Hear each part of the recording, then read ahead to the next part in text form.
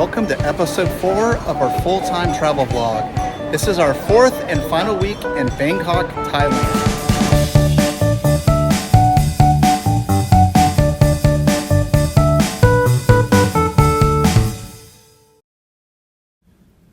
A highlight for many visitors to Bangkok is the breathtaking Grand Palace. The site sees an estimated average of 25 to 30,000 visitors per day, so there's a bit of a process for getting inside. You first start on the opposite side of the street, followed by heading underground and then back above ground, where you'll be in a queue. It does move pretty quickly, and they seem to have a fairly efficient process for getting everyone inside.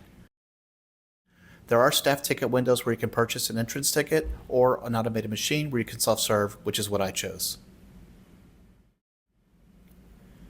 Built in 1782, this iconic landmark served as the royal residence for over 150 years. With its dazzling golden spires, intricate murals, and sacred temple of the Emerald Buddha, also known as Wat Phra Kaew, the Grand Palace is a masterpiece of Thai architecture. I took some time to explore its ornate halls, stunning courtyards, and its rich history.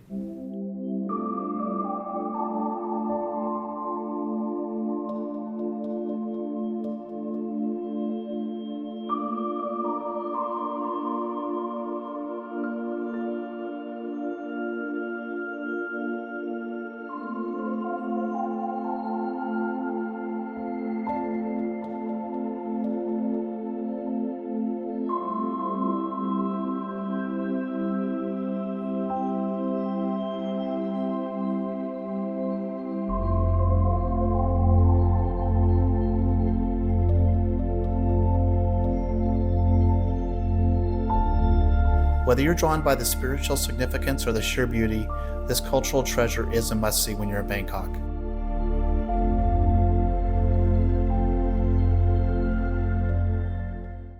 There are some phenomenal night markets in Bangkok, but one of our favorites was the JODD FAIRS Night Market at Rama 9. It was very well organized and even a bit high-end. There was lots of food, especially traditional Thai food, and tons of fresh seafood. We stopped in at one of the many restaurants for a delicious dinner with river prawns.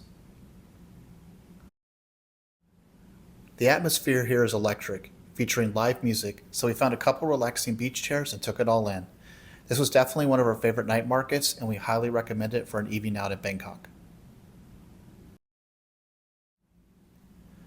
The Chinatown neighborhood is renowned as a destination for food lovers and culture seekers. We walked down the main road, Yaowarat Road, to see the many food stands and stores. We visited here on a weekend night, and while the neon lights and Chinese decor were mesmerizing, it was packed full of tourists and virtually impossible to move through. So while it was impressive to see, we suggest coming here on a weekday to avoid some of the bigger crowds. Throughout our travels, we found that just going a block off our normal route can often lead to hidden gems, and we found one right at our neighborhood BTS station. As we were walking to catch a train, we noticed that the local temple, Wat Thong, had a large market in its courtyard. We were intrigued and stopped to check it out. There was lots of food and clothing, and also small pets for sale or for photo ops. One enterprising vendor was offering the opportunity to feed bunnies, which I couldn't resist.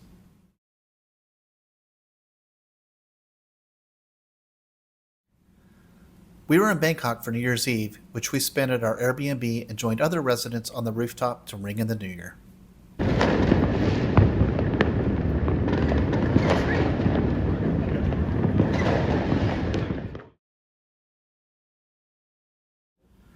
After my trip to the Grand Palace, I had wanted to visit a Michelin Guide restaurant called Brongros, but I was there too early and it was not open, so I went to another nearby restaurant called Chombaroon, which had a view of the Chao Phraya River. I had a delicious vegetable curry and took in all of the activity on the river.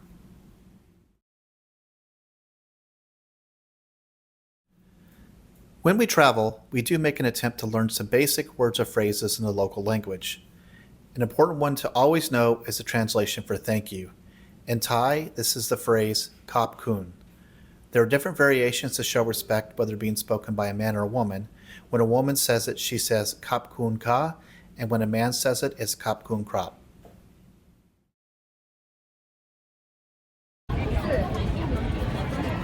If you're in Bangkok and you come to visit the Grand Palace and Temple, Don't make the mistake we did by assuming that the site is open until 5 or later like the other sites and temples in Bangkok.